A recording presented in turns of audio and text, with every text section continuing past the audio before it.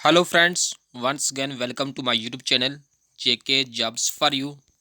तो फ्रेंड्स, एक good news, JK SSB class 4 की जो प्रोविजनल शॉर्टलिस्ट है उसे आज आउट कर दिया गया है। इस प्रोविजनल शॉर्टलिस्ट में कौन कौन से कैंडिडेट्स जो हैं वो डेफिनेटली यहाँ पर सिलेक्टेड होने वाले हैं, कट पॉइंट क्या कुछ रहेगा, ग्रेजुएट्स जो हैं वो एलिजिबल रहेंगे या नहीं, उनके लिए भी जेके एसएसबी ने क्लियरली यहाँ पर मेंशंस कर दिया है। इसके अलावा डॉक्यूमेंट्स वेरिफिकेशंस के लिए आपको कौन कौन से डॉक्यूमेंट्स रिक्वायर्ड्स हैं उन पर भी हम बात करेंगे। जो भी फ्रेंड्स चैनल पे फर्स्ट टाइम विजिट कर रहे हो चैनल को सब्सक्राइब ज़रूर कर दें ताकि जो भी नई अपडेट्स आए वो आपको मिलती रहे। तो फ्रेंड्स, सबसे पहले हम बात करेंगे क्वालिफिकेशंस रिक्वायर्ड। तो क्वालिफिकेशंस रिक्वायर्ड को लेकर बहुत सारे स्पेकुलेशंस जो हैं वो चल रहे हैं। तो क्वालिफिकेशंस का जो क्राइटेरिया है उसको जेकेएसएसबी ने इसी नोटिफिकेशंस के अंदर 2 या 3 टाइम्स यहाँ पर मेंशन किया है। तो क्वालिफिकेशन जो रिक्वायर्ड है वो मिनिमम और मैक्सिमम यहाँ पर बता दी गई है। फिर से मिनिमम जो मैट्रिक्स और मैक्सिमम 10+2। इसके अलावा जो कैंडिडेट्स यहाँ पर शॉर्टलिस्टेड किए गए हैं वो कैंडिडेट्स 1:4 की फॉर्म में यहाँ पर शॉर्टलिस्टेड किए गए हैं, जिसका मतलब ये है कि एक पोस्ट के लिए 4 कैंडिडेट्स को यहाँ पर शॉर्टलिस्टेड किया गया है। साथ ही यहाँ पर यह भी क्लियरली मेंशन कर दिया गया है कि it may not noted that the figuring in provisional shortlist will not entitle any candidates to be included in the selection list. यानी यहाँ पर जो कैंडिडेट्स शॉर्टलिस्टेड किए गए हैं वो ये नहीं कि वो कैंडिडेट्स फाइनल सिलेक्शन लिस्ट में अपनी दावेदारी दे सकते हैं, क्योंकि ये शॉर्टलिस्टेड कैंडिडेट्स हैं और इसमें जब फाइनल सिलेक्शन लिस्ट जब बनाई जाएगी तो बहुत सारे कैंडिडेट्स जो हैं वो आउट भी हो जाएंगे।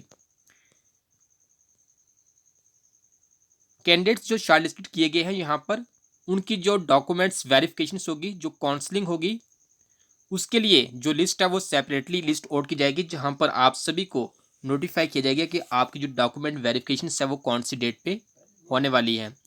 जो डॉक्यूमेंट्स रिक्वायर्ड हैं, जो डॉक्यूमेंट्स आपको तैयार रखने हैं डीवी के लिए, सबसे पहले आपको copy of online application form, जो आपने एप्लीकेशन फॉर्म ऑनलाइन किया था उसकी फोटोस्टेट कॉपी जो है वो आपका प्रिंट आउट आपके पास होना चाहिए। Secondly, date of birth certificates यानी 10th का आपके पास मार्क्स कार्ड और डिप्लोमा जो है दोनों आपके पास होने चाहिए। उसके बाद रिजर्वेशंस अगर किसी के पास है, कैटेगरी है रिजर्व कैटेगरी, तो वो रिजर्व कैटेगरी भी उसके पास होनी चाहिए। उसके बाद डोमिसाइल सर्टिफिकेट्स भी आपके पास होने चाहिए। 10+2 मार्कशीट प्लस डिप्लोमा दोनों आपके पास होने चाहिए। Other documents as per the advertisement, जब एडवर्टाइजमेंट्स नोटिफिकेशंस आपने फॉर्म ऑनलाइन किया था उस टाइम जो भी डॉक्यूमेंट्स आपने फिलअप किए थे वो सभी डॉक्यूमेंट्स आपके पास होने चाहिए। और ये सभी डॉक्यूमेंट्स आपको फोटोस्टेट अटेस्टेड होने चाहिए।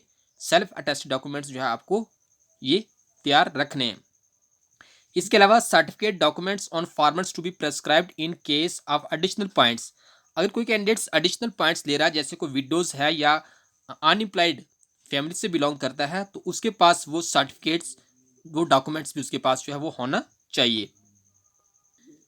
इसके अलावा आपके पास एक अंडरटेकिंग फॉर्म, एक अंडरटेकिंग एप्लीकेशंस भी होनी चाहिए, जिसमें जो मैंडेटरी क्वालिफिकेशंस आपको चाहिए उस क्वालिफिकेशंस को जो है आपने एक कंसर्न्ड अथॉरिटी से जो है वो डॉक्यूमेंट पे वेरीफाई किया होना चाहिए।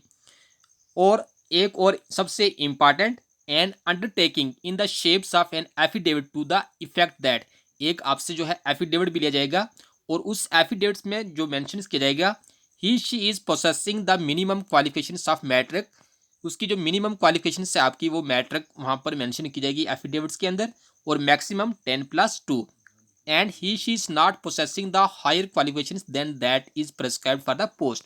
यानी इसके पास जो है इससे ज़्यादा क्वालिफिकेशंस नहीं है, ये आपको एफिडेविट्स पे मेंशन करना होगा।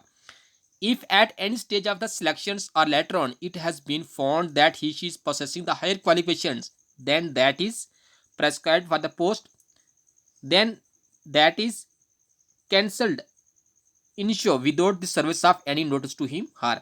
अगर उसकी क्वालिफिकेशंस बाद में किसी भी स्टेज पे अगर आपकी ज्वाइनिंग हो भी गई उसके बाद भी अगर आपको ये पाया गया कि आपकी जो क्वालिफिकेशंस जिस पे आप लगे हो वो क्वालिफिकेशंस मैक्सिमम 10+2 नहीं बल्कि इससे हायर है, यानी ग्रेजुएट्स हैं या पोस्ट ग्रेजुएट्स हैं, तो आपकी जो सिलेक्शंस है वो बिना नोटिस के जो है वो कैंसिल कर दी जाएगी।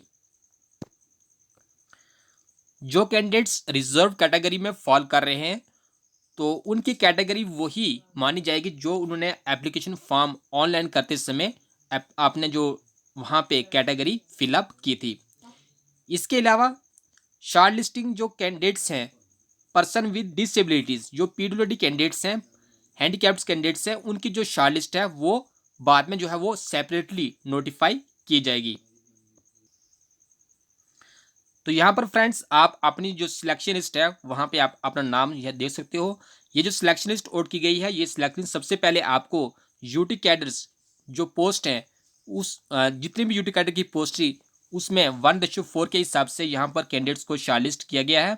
उसके बाद डिविजनल कैडर्स जो पोस्ट थी डिवीजन कैडर के हिसाब से जितनी भी पोस्ट थी जम्मू डिवीजन और कश्मीर डिवीजन में वहाँ पर भी 1:4 के हिसाब से कैंडिडेट्स को जो है सिलेक्ट किया गया है। लेकिन बहुत सारे कैंडिडेट्स जो हैं वो रिवाइज्ड हैं, मतलब जो यूटी कैडर्स में हैं वही कैंडिडेट्स दोबारा से डिवीजन कैडर में भी फॉल कर रहे हैं।